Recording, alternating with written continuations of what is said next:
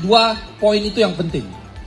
Kalau nanti sempat kepada pembahasan tambahan kaitan dengan ekonomi kapitalis, nah itu juga menarik tuh. Nanti juga kami sampaikan dalam memori banding. Ini juga mengagetkan kita semua. Nanti kami akan menjelaskan tentang detail apa saja yang kami ajukan dalam memori banding, nanti dibantu Pak Dodi, Pak Zaid, dan Pak Gito.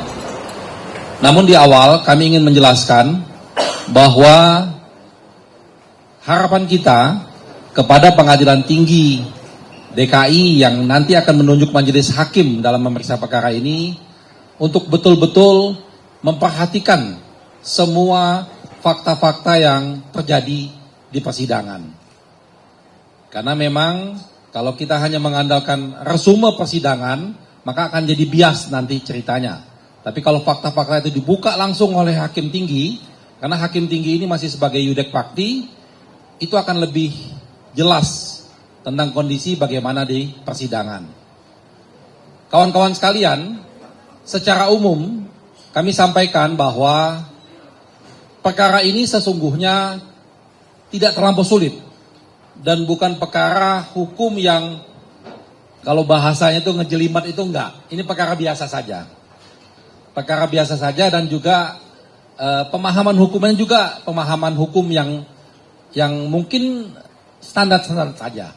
Jadi secara sederhana bahwa hakim di tingkat pertama itu telah memberikan putusan tentang telah terjadi perbuatan melawan hukumnya.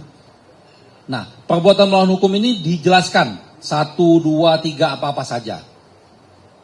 Ya. Di tahap ini kami menjawab bahwa yang dimaksud dengan perbuatan melawan hukumnya yang tadi dijelaskan tadi bisa kami jawab, bisa kami jelaskan semua bahwa itu tidak sesuai dengan fakta persidangan. Nanti Mas Zaid bisa menjelaskan tuh apa-apa saja yang unsur tentang secara melawan hukumnya itu yang tidak sesuai dengan fakta persidangan. Ya, itu telah diuraikan semua. Itu poinnya di sana. Lalu selanjutnya di perbuatan melawan hukum itu kami jelaskan juga dalam memori banding ini tidak ada mens rea atau niat jahat. Yang sebetulnya itu pemahaman mens rea juga pemahaman yang bukan suatu hal yang baru, itu hal yang prinsip dalam hukum pidana.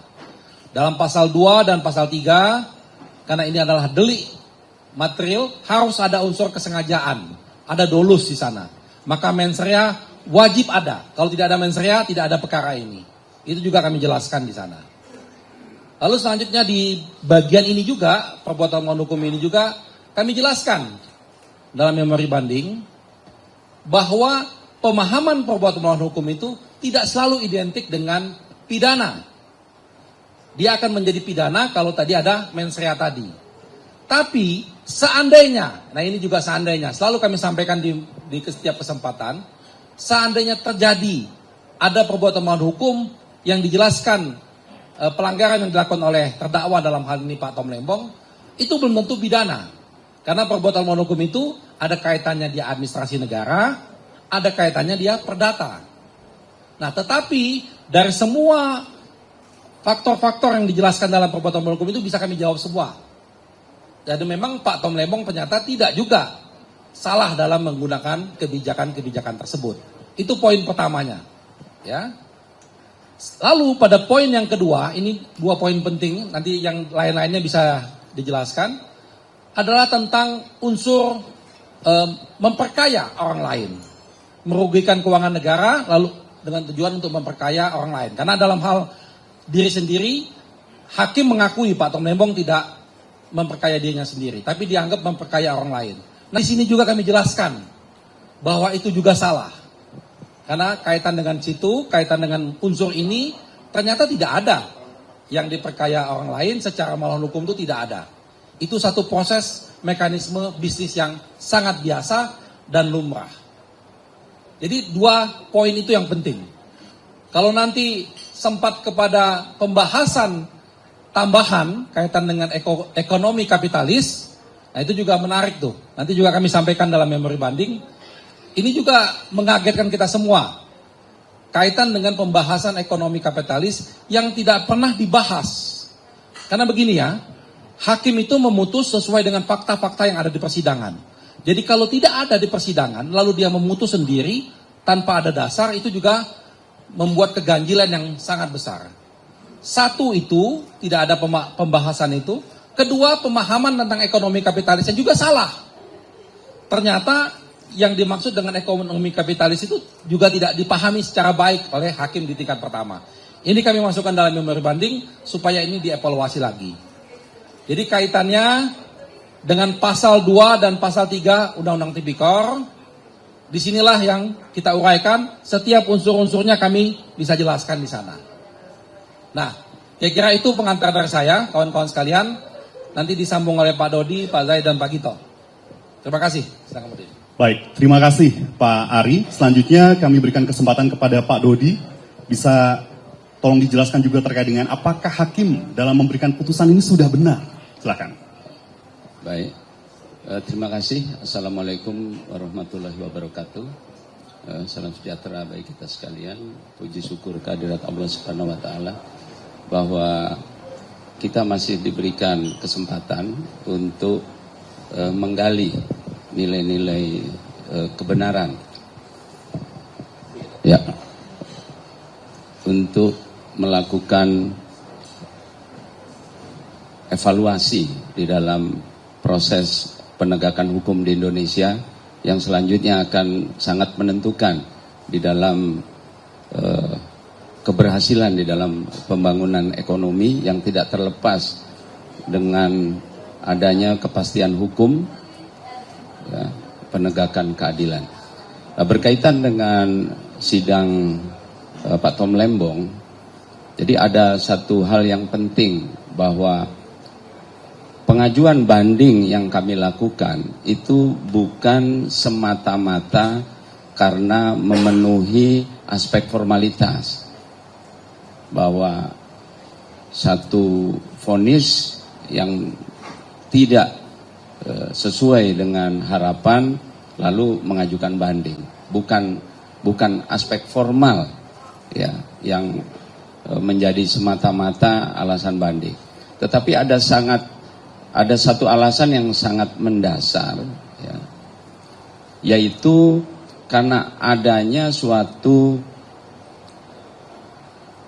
keadaan atau alasan dari vonis yang dijatuhkan majelis hakim yang mengandung suatu kesalahan penerapan hukum yang nyata. Seperti kita ketahui ya, di dalam media, di dalam dakwaan, terungkap di dalam persidangan, Pak Tom Lembong ini diajukan sebagai terdakwa dalam kapasitas sebagai menteri, di dalam menggunakan kewenangannya sebagai menteri menerbitkan persetujuan impor. Jadi jelas Pak Tom Lembong sebagai menteri.